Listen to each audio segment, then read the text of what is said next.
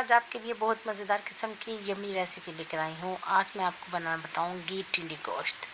इसके लिए जिन इंग्रेडिएंट्स की हमें ज़रूरत है, इसमें सबसे पहले यहाँ पर मेरे पास मौजूद है प्याज है। यहाँ पे मेरे पास 2 दरमियाने साइज़ के स्लाइस कटिंग कर दी है। टमाटर 3 अदद थे, स्किन रिमूव करके इसकी प्यूरी बना ली है। इसके अलावा जिंजर गार्लिक पेस्ट है 3 टीस्पून यानी कि 1.5 टेबलस्पून के बराबर। लाल मिर्ची पाउडर है 1 टेबलस्पून, कम या ज़्यादा अपनी मर्ज़ी के मुताबिक कर सकते हैं। हल्दी पाउडर 1 टीस्पून, धनिया पाउडर 1 टीस्पून, साबुत गरम मसाले में है तकरीबन 8 से 10 काली मिर्चें, ज़ीरा 1 टीस्पून और दालचीनी के 2 पीस, सॉल्ट 2 टीस्पून है, अपनी मर्ज़ी के मुताबिक कम ज़्यादा कर सकते हैं। मटन है यहाँ पर 600 ग्राम यानी कि आधा किलो से ज़्यादा है। टिंडे हैं हाफ केजी। अब मैं बताऊंगी सबसे पहले आपने क्या करना है। एक पैन में ले लेना है जिसमें आपने ये कुकिंग करनी है स्टार्ट। इसमें मैंने ले लिया है 1 कप कुकिंग ऑयल, या घी जिसमें आप बनाना चाहते हैं। टोटली अप टू यू कि आपको क्या चीज़ पसंद है। इसमें मैंने जो स्लाइस कटिंग में मेरे पास यहाँ पे प्याज मौजूद थे, इनको डालने के बाद जनाब मैं उस वक्त तक फ्राई करूँ जब तक ये थोड़े से ब्राउन नहीं हो जाती। लाइट ब्राउन, हमें डार्क ब्राउन नहीं चाहिए, लाइट ब्राउन।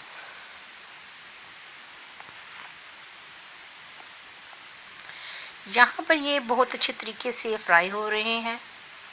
और मैं साथ के साथ बताती जाऊँ आपको कि टिंडों को बहुत ज़्यादा तरीक़ों से पकाया जाता है। कुछ लोग टिंडों को यानी कि स्टफ़ करके यानी कि मसाला भर के भी पकाते हैं, कुछ लोग टिंडों को शोरबे में पकाते हैं, कुछ लोग टिंडे की भुजिया बना के खाते हैं। टिंडे ठंडे होते हैं, गर्मियों में इसका इस्तेमाल ज़्यादा करना चाहिए। ये थोड़े से सोते हो गए थे प्याज, मैंने अब इसके अंदर ऐड कर दिया है अपना मटन मैंने लिया है बोन के साथ, और इसको मैं थोड़ा सा फ्राई करूँगी ताकि गोश्त का कच्चापन ख़त्म हो जाए।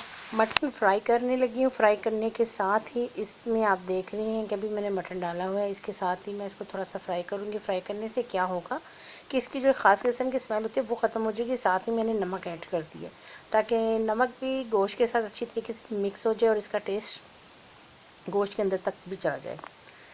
टिंडे गोश्त बनाने के बहुत सारे तरीके हैं, लेकिन मेरा तरीका सबसे डिफरेंट है। इसमें मैंने जिंजर गार्लिक पेस्ट ऐड कर दी है। साथ ही जिंजर गार्लिक पेस्ट डालने के बाद जनाब इसको थोड़ा सा मैं मिक्स कर रही हूँ।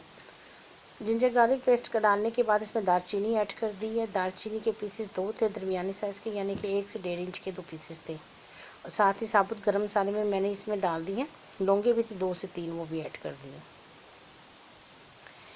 इस साबुत गरम मसाले से क्या होगा कि इसका जितना भी अरोमा होगा वो गोश्त के साथ अंदर अच्छी तरीके से मिक्स हो जाएगा। अब मैं इसके अंदर ऐड करने लगी हूँ लाल मिर्ची पाउडर। लाल मिर्ची पाउडर यहाँ पे मैंने ली है तकरीबन 1 टेबलस्पून लेवल करके।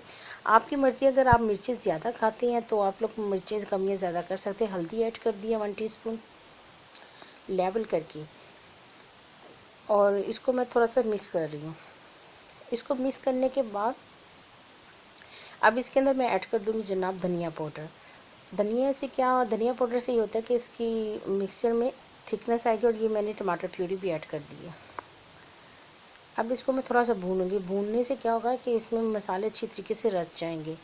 अब जैसे ही इसके मसाले बहुत अच्छी तरीके से रच जाएंगे, इसके अंदर मैं पानी ऐड करके और उस वक्त तक पकाऊंगी जब तक ये गोश्त अच्छी तरीके से गल नहीं जाता, क्योंकि ये मटन है, चिकन होता तो अब तक ऑलमोस्ट हाफ डन हो चुका था। अब मैंने इतना पानी डाल दिया जिसमें ये अच्छी तरीके से डाल दे। मुझे जल्दी तो मैं इसको प्रेशर लगा दूँगी तकरीबन 4 से 5 इसकी विसल तक। और जैसे ही ये गोश्त गल जाएगा तो नेक्स्ट वाला मैं स्टेप बताती हूँ आपको कि नेक्स्ट स्टेप में क्या करना है। अब मैं इसको लगाने लगी हूँ प्रेशर, तकरीबन लगा दूँगी इसको मैं 8 से 10 मिनट के लिए, और फिर देन बताती हूँ कि नेक्स्ट स्टेप में क्या करना है। मैंने ये इसको लगा दिया और ये देखें ऑलमोस्ट 10 मिनट के बाद मैंने ओपन किया और ये बहुत अच्छे तरीके से गल भी गया और थोड़ा सा इसमें पानी भी है। अब इसको मैं मज़ीद भूनूंगी। इसमें मैंने ऐड कर दिया ज़ीरा और काली मिर्ची। ये डालने के बाद बहुत अच्छे तरीके से मैं इसको भूनूंगी ताकि इसमें जो थोड़ा बहुत कच्चापन था वो भी ख़त्म हो जाए। साथ में मैं टिंडे भी ऐड कर दिए। टिंडे ऐड करके और ये जो मैंने ज़ीरा और काली मिर्ची वगैरह ऐड की है इसको खूब अच्छी तरीके से मैं भून रही हूँ। आप इसकी लुक देख रहे हैं, इसकी क्या ज़बरदस्त किस्म की शक्ल निकल के आई है। आप देख रहे हैं इसका कलर कितना प्यारा है, ब्राउन गोल्डन सा। अब मैं इसमें भूनने के बाद इतना पानी डालूंगी जिसमें ये टिंडे भी गल जाए, और मैं जितना शोरबा चाहिए उतना मैं इसका शोरबा भी बना लूँगी। वो आपकी मर्ज़ी, आप ड्राई खाना चाहती हैं। देखिए बहुत अच्छी तरीके से ये भुन गया। बिल्कुल ड्राई हो गया। अब मैं इसके अंदर, आप बबल्स देख रहे हैं, मैंने पानी डाल दिया तकरीबन 1 लीटर के करीब, और ये डालने के बाद मैं इसको कवर करके पकाऊंगी उस वक्त तक जब तक ये टिंडे गल नहीं जाते। नेक्स्ट मैं आपको बताती हूँ कि नेक्स्ट हमने इसके ऊपर गलने के बाद